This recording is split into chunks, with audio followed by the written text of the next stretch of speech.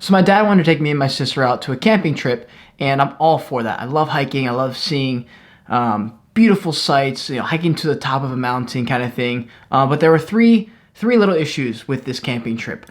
One, there was no destination. Two, there were no peaks, no views. And three, we were going to be carrying 50-pound bags with everything on our back for the entirety of this trip, instead of finding a place, camping all our stuff there, putting all our things there, and going away for the day for a hike or a waterfall, and then coming back to a wonderful campsite. We were not going to be doing any of that. We were going to be carrying everything with us. We weren't even going to be having a tent. We were just gonna sleep on a hammock instead. Which, I don't know if you've ever slept in a hammock, but it's moving the whole time like this.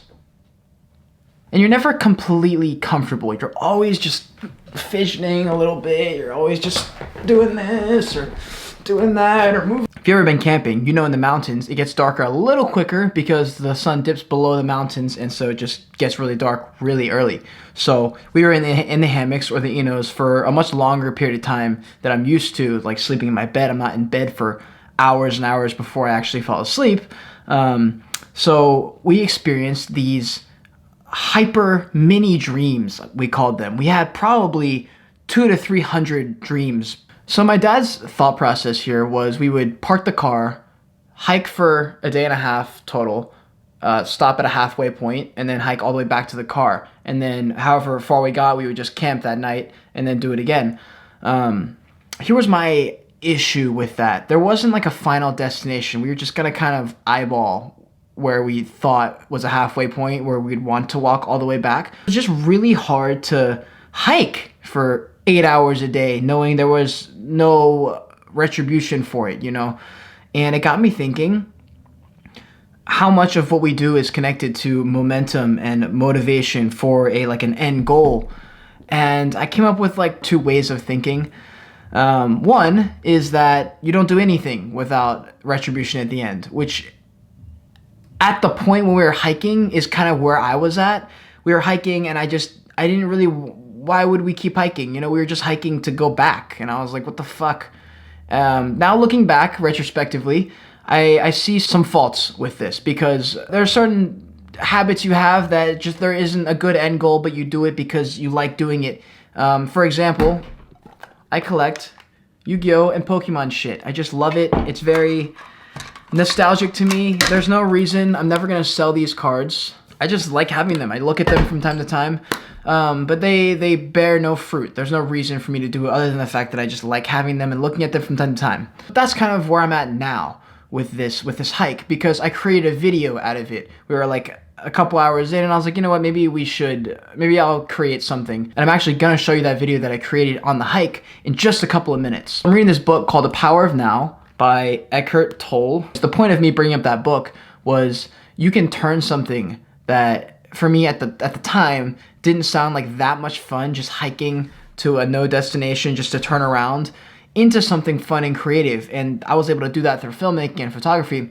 And that's the reason why I think that so many people could learn to embody the fact that you are the main character in your own story, that every single person you see on the street should be the main character of their own story. Photography and video, at least if you make videos that you want to make for yourself, it's a way to express yourself. And when I'm editing my videos, I feel like I'm the main character in those videos. Even if I'm the one behind the camera, I'm the one directing it. And that's a really good feeling and a satisfying feeling because I get to enjoy that whole process. I get to enjoy the process of taking the shots or making the video. I get to enjoy the process of editing, and I get to enjoy the final payoff, which is the video or the final product, the final picture. And I enjoy every step of that process. I almost enjoy the editing procedure more than taking it and getting the payoff. I just love editing and creating a certain story or emotion that I want to convey through what I am producing. And so that's fun for me. And I think a lot of people like doing that because if you're editing your own pictures, you get to paint the emotion and the feeling that you want others to get when they see your photo or video.